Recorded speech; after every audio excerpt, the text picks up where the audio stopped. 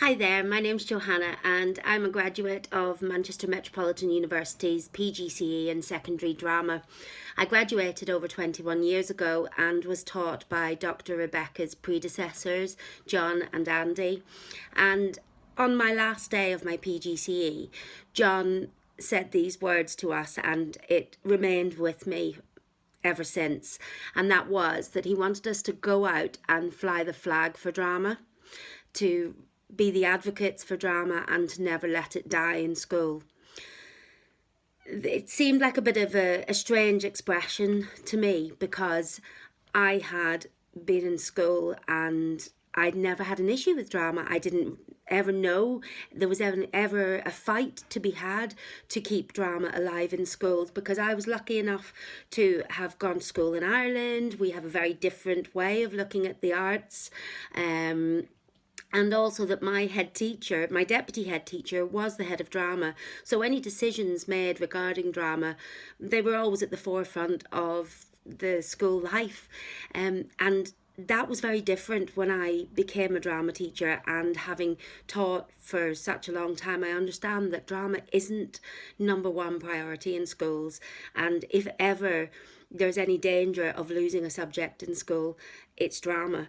So that was something that stayed with me forever. And what I wanted to talk to you about today was actually the value of extracurricular drama and how you can use extracurricular as a marketing tool for the subject to make it invaluable within school so that nobody ever wants to get rid of it.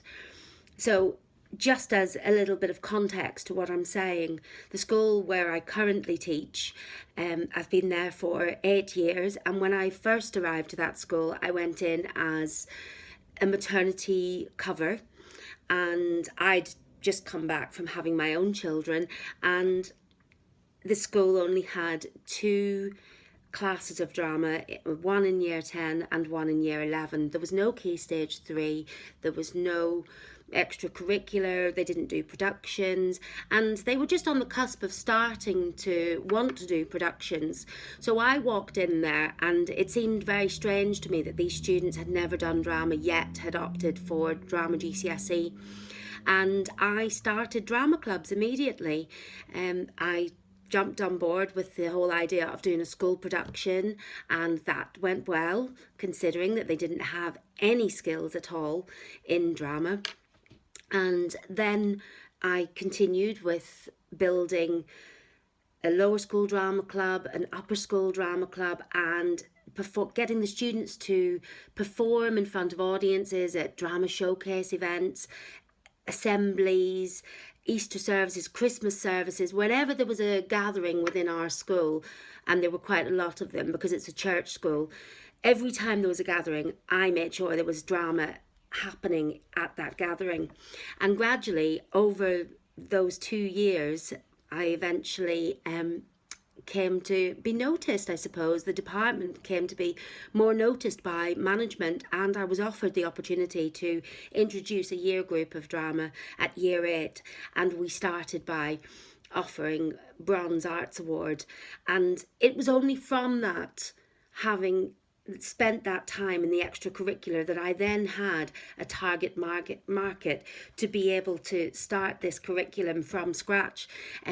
Within 3 years, we were then running year 7, 8, 9, 10 and 11 in drama. I also had a theatre company. We decided to create a theatre company for all things performance related outside of school. The profile was completely raised of the drama department, and everyone knew we existed, and it was absolutely fantastic. And I also started taking MMU trainees, and that was wonderful, and I've built some really wonderful relationships from that also. So my advice to you would be to never underestimate the value of extracurricular. You need to enjoy it as something which is separate from the drama timetable, the drama curriculum. However, the two do go hand in hand. You can pick up rehearsals where students don't get things covered in lesson time, or you can use it as something completely separate. I now have performance support groups, I have a makeup club, I have a technical theatre club, and these things all come together to help this collaboration.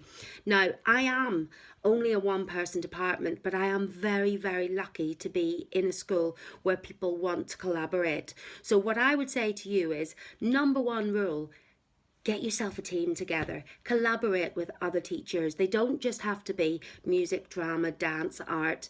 They can be from across the school, because people want the old-fashioned camaraderie of being part of something which isn't just the curriculum-based subjects and progress and all of the things that go with education now.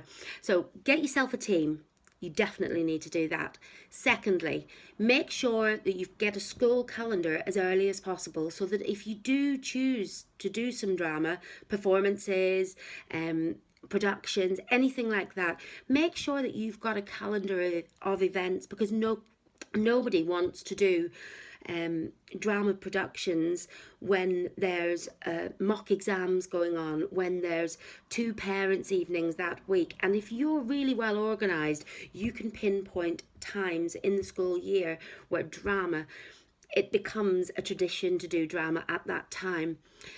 Also, don't forget, drama needs to be inclusive for everybody, not just the elite. So there are students who may have to go and pick up little brothers or sisters from primary school, and they can't come after school. Or it might be that they're looked after children and they're expected to go straight home also.